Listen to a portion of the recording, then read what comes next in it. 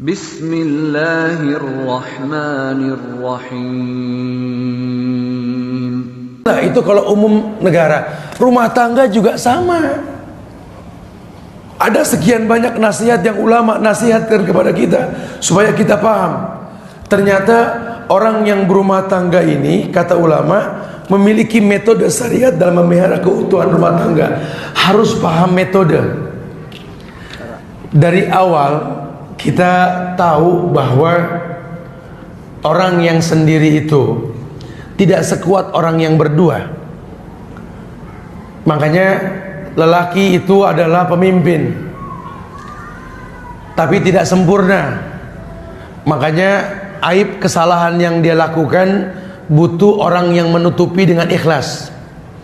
Quran yang bilang, hunna libasun lakum wa antum libasun lahun. Kamu laki-laki harus tahu nih, hunna itu mereka perempuan-perempuan itu pakaian-pakaian buat suami-suaminya. Kalau mereka para wanita siap jadi istri dan jadi pakaian buat para suami, antum libasun lahun, kamu yang jadi pakaian buat mereka. Hidup ini bukan saling menyalahkan, tapi saling menutupi dan melengkapi. Bapak kesel sama ibu, tentu ada sebabnya. Nah, kalau sudah bicara sebab, kita bicara islah. Bicara islah, kita bicara dakwah. Kita bicara dakwah, kita bicara syariat. Rubah dengan tangan, rubah dengan lisan, atau jangan bosan doakan. Selama masih terikat, enggak terikat aja boleh kita doain. Apalagi udah terikat. Pak, ijab kabul kita tuh enggak main-main loh. Ketika kita berkata saya terima nikahnya Fulana binti Fulan dengan mas kawin seperti yang disebutkan, dibayar tunai, sah. Dari pundak mertua kita angkat tuh tanggung jawab ke pundak kita. Maaf Pak mertua, anakmu seperti anakku, anakmu sekarang istriku. Kalau dulu dia mengabdi utama kepada kamu, sekarang aku Tuhannya di bumi. Artinya apa yang kuperintahkan, apa yang kularang, selama tidak melanggar syariat, demi Allah. Rasul pernah mengatakan, kalau boleh manusia sujud dengan manusia, kan kuperintahkan istri sujud pada suaminya. Cuma nggak boleh. Tapi ada Ustaz yang bilang katanya Nabi sujud sama gurunya. Bilang apa? Oh bahaya sekali. Iya, kalau boleh. Cuma kan nggak boleh.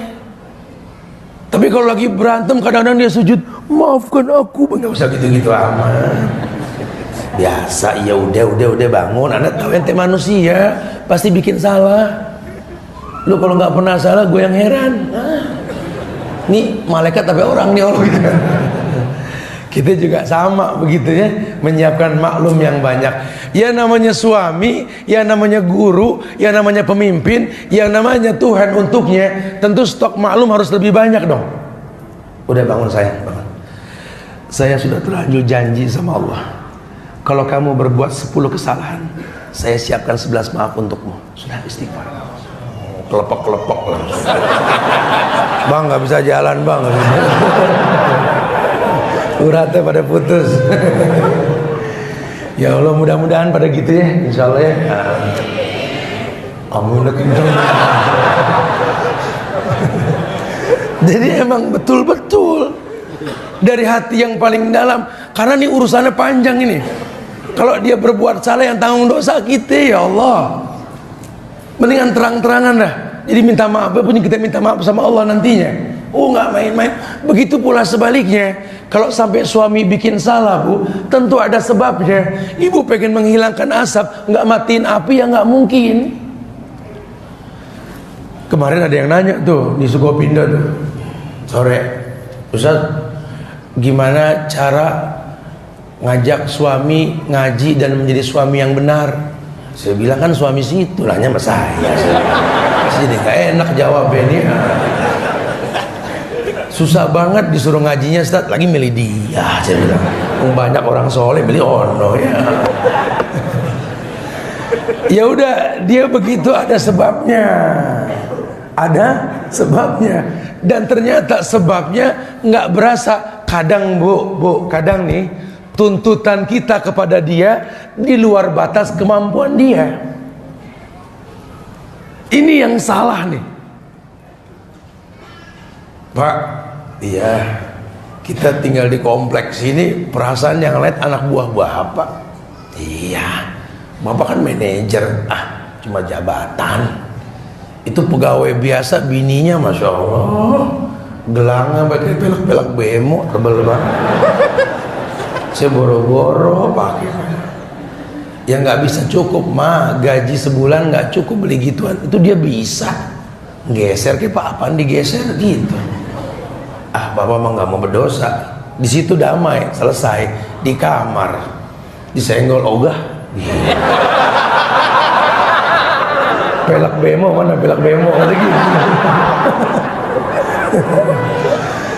Ya laki pening juga nggak dibagi, betul ya? Iya besok dah pelak beca dah, kayak gitu. Gaji nggak seberapa, beli emas kan resikonya fatal. Di luar batas kemampuan, akhirnya kan kerja lembur bagai kuda, betul ya? Udah sampai malam dah tuh kerja, ya lupa sholat, lupa nemuin orang tua, bu.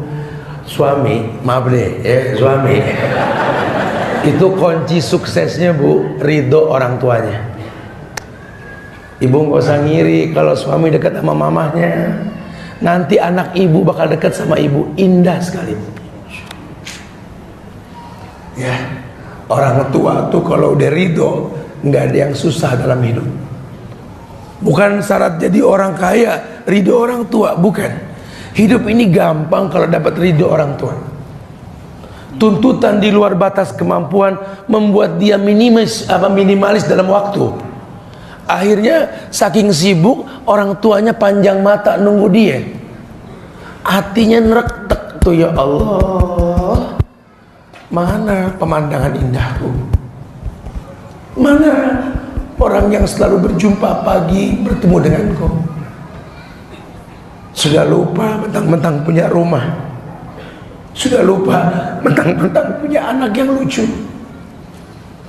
Terkecoh pandangannya karena melihat rambut indah istri dari pulang salon. Dia lupa dia belai rambut tipis milik mamahnya. Mah, sudah tipis sekali mah, sudah lupa. Nah kalau sudah seperti ini, bahtera ini oleng. Bahtera oleng.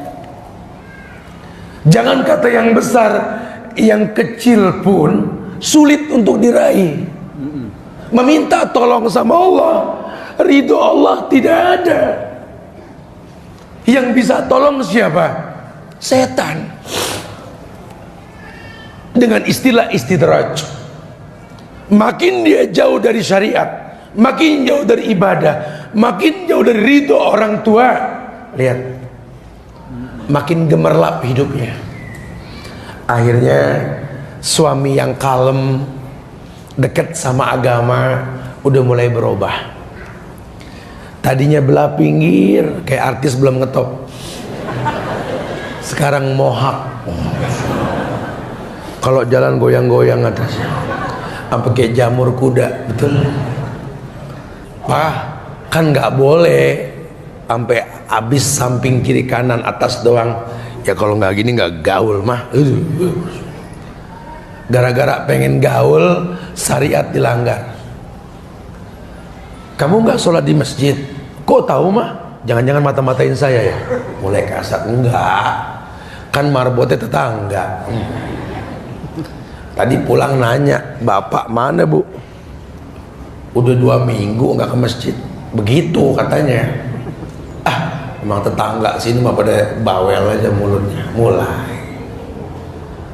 Tapi kan bapak kan nggak ke masjid, ya kan ajan nggak kedengeran sekarang bu, 2018 nih kan gitu. Nggak salahin menteri, no, kalau begitu bu jangan salahin saya udah nungguin gak kedengeran, orang tua kagak boleh, kan begitu katanya. Oh begitu. Udah deh bu jangan bawel bu, kalau Allah benci sama saya bu, ibu tuh gelayang gak kayak pelak bemo, kata gitu dia bilang. Mulai melenceng, nahkoda mulai gelap jalan, terkecoh. Dia lihat itu seperti pulau di kejauhan, dia minggir kanan, padahal cuma buih di lautan, terkecoh sudah. Kesibukan, rutinitas, masalah membuat dia lupa bahwa hidup ini bukan untuk itu. Sampai akhirnya An-Nisa 15 tadi, akhirnya ketika petunjuk sudah jelas, Anda dibawa aturan main yang bukan Anda buat, lihat, nuwallihi matawalla, kupalingkan sejauh mungkin. Makin jauh deh. Anak udah gak pernah ngeliat muka ayahnya. Anak udah gak pernah lagi baca Quran, diingetin sama ayahnya. Anak laki kangen, tangannya dituntun sama ayahnya untuk ke masjid pada waktu subuh. Sudah mulai gersang rumah tangga. Rumah tangga yang seperti ini akan oleng terhempas badai. Jangankan badai yang berat, yang kecil pun jadi masalah. Iman istri mulai turun, mulai belajar komplain kayak rakyat, keseringan ada masalah, lama-lama pegel. Saya ditanya kemarin, Ustadz, bagaimana tentang anak-anak mahasiswa ini yang turun ke jalan? Ya jujur saya orang yang gak setuju dengan demonstrasi. Saya katakan dengan tegas di YouTube, karena itu bukan istilah Islam. Tapi kalau turun ke jalan, ulama nasihatin pemimpin, silakan. Ulama yang nasihatin, bukan sembarangan rakyat. Berarti anak-anak mahasiswa, saya juga nggak bisa menyalahkan mereka, karena mereka lelah, emosi. Tinggal bilang haram susah amat, tinggal bilang halal susah amat, kok remeng. Ini mereka capek. Iman ini bisa naik turun. Kalau iman turun ya begitu masalahnya. Udah bagus kita orang Indonesia punya akhlak yang baik, 7.000 orang turun ke jalan nggak terjadi keributan. Tuh orang Indonesia artinya baik. Coba kalau ini di Mesir, ini di Suriah, nggak tahu. Kemarin saya satu hotel sama orang-orang Turki, 3 hari bersama mereka, lift jebol. Cuma gara-gara ngantri, ya. Tanya sama haji bersama saya kemarin, lift tuh jebol. Saya langsung ngomong astagfirullahaladzim. Ini kalau rakyatnya begini gimana pemimpin ini? Tapi katanya gini. Waduh, saya nggak habis pikir dah. Saya pegang rumus kata Sayyidina Ali, pemimpin tergantung rakyat. Tapi rakyat Indonesia baik, kenapa pemimpinnya pada nggak baik, Ustaz? Ada kecurangan di tengah-tengah. Itu permasalahannya. Kita nggak menjadi rakyat yang kritis. Kita percaya dengan quick count. Kita serahkan agama dengan sosmed, Google dan lain-lain. Tapi kalau kita survei ke masyarakat langsung, demi Allah, anak muda Indonesia 65% sudah sunnah, dan Allah akan datangkan pemimpin yang mulia setelah ini insya Allah. Saya sengaja bawa teman-teman bikers. Besok kita mau reading nih, Jakarta sampai Surabaya, Bali, bersama sahabat-sahabat Muslim Biker Indonesia. Kita pengen ketemu sama semua anak muda di Pulau Jawa, Bali nanti. Kita pengen dialog, satukan pemahaman. Yuk anak muda bangkit. Besarnya sebuah negeri karena baiknya anak-anak mudanya. Yuk belajar sejarah. Kita pernah punya orang-orang hebat. Mana cikal bakal orang-orang hebat tersebut? Sampai kapan negeri ini kita menjadi budak di negeri sendiri? Sudah saatnya orang Indonesia bangga menjadi bangsa Indonesia. Paru-paru dunia, jantung dunia ini Indonesia. Saya sampaikan tadi kemarin, kalau sombong itu boleh, kita rakyat yang layak sombong. Kita nggak perlu negeri lain. Minyak kita punya, sembako kita punya, hasil alam kita punya. Wallah, kita punya semua. Cuma kita jadi budak di negeri sendiri. Ini yang harus dihapus nih. Dalam rumah tangga juga sama. Harusnya kita raja di rumah kita, suami raja, istri ia menjadi ratunya, anak-anak ya anak raja. Dan sifat raja yang baik itu mengayomi warganya, mewarnai warganya. Si raja sejak awal dia mau beli rumah, dia perhitungkan dulu karena dia bawa syariat. Laki-laki yang berilmu kan, kalau dia mau berumah tangga bukan lihat tampang perempuan baru mau nikah, bukan, punya misi dulu. Makanya yang jadi apa namanya itu, agen-agen biro jodoh, tolong jangan sibuk ngoleksi foto. Ini foto dulu disortir sama dia. Jangan, ini perempuan, ini laki, tampang nomor sekian dah. Yang penting tujuan nikahnya dulu. Baru nanti kalau udah mantep nih, kayaknya visinya sama sama saya nih. Mudah-mudahan jadi baik ya nih. Ini kalau orang-orang Eropa ngeliatnya begitu, visi misi dulu. Karena yang dia harapkan rumah tangga ini bisa menjadi motor yang bisa melewati ujian dunia. Kalau tampang yang kita lihat, aduh nggak ada selesainya. Akhirnya rumah tangga belum selesai, udah selesai itu semuanya. Wa iyyadubillah wa na'udzubillah. Visi dan misi diperjelas. Makanya laki-laki yang berilmu, dia mau nikah karena dia tahu dia sudah butuh wanita. Tapi kata Rasul, yuridul afaf, yang penting kita nggak berzina. Emang abis nikah nggak ada yang berzina? Jangan begitu pemahamannya. Efek dari nikah kita nggak berzina, betul. Cuma kalau nikah nggak punya niat, ya muskilah. Gimana caranya bu supaya suami nggak berzina? Ibu lebih paham lah. Bagaimana pak caranya supaya istri nggak kufur nikmat? Karena konsekuensi kufur nikmat ini berat. Adzaqahallah libasal ju wal khauf. Allah akan pakaikan pakaian takut dan kelaparan. Istri yang betul-betul tidak beriman dan kufur nikmat, Allah kasih kurang aja. Dulu masih numpang sama mertua, ribut, pengen punya rumah. Sekarang udah punya rumah, ngeluh. Ngomongnya sama Kang Sayur lagi. Orang baru bu ya? Iya, bagus amat rumah, ngontrak. Ya bagus juga ngontrak. Suami saya mah belum mampu. Suami denger gitu kan gengsinya timbul. Waduh, gak bisa begini. Beli rumah dah biar kata kecil. Udah dah, jangan ngeluh lagi dah. Biar kecil rumah kita dah. Pokoknya, alhamdulillah. Temennya lewat, pindah lagi. Ya Allah, rumahnya kok nggak kayak kemarin? Iya, masih kecil. Suami belum mampu. Ntar pengen gedean kalau punya anak kali. Anak setahun satu, subur ya setahun satu. Mulai ngeluh lagi. Pak, kita kalah sama burung dara. Burung dara satu atap, kamarnya 16. Kata burung dara, kamu jadi gua dibawa-bawa. Rumahnya mendekat Kang burung dara, susah. Terus sampai dapat rumah gede, masih ngeluh. Padahal AC dimatiin kok dingin pak ya. Kenapa? Rumah kosong banget, nggak ada barang gitu katanya. Mulai ngeluh udah tuh, minta lemari kecil, lama-lama minta yang gede. Bangku di mana aja banyak banget, keluarga kagak banyak, jin yang dudukin urusannya. Sampai lakinya yang ngeluh, perasaan gede nih rumah, kenapa sampai miring jalan? Banyakan kendi. Adzaqahallah libasal ju wal khauf. Karena kufur nikmat, kalau sudah kufur nikmat, Allah kasih sempit. Libasal ju wal khauf, pakaian kelaparan, pakaian takut, takut miskin, takut susah. Itu. Ini kesalahan. Jadi cikal bakal kita yang buat. Jangan salahkan Allah. Emang kerusakan di muka bumi ini ulah tangan kita sendiri. Ulah tangan kita sendiri. Makanya ulah gitu. Jangan gitu makanya.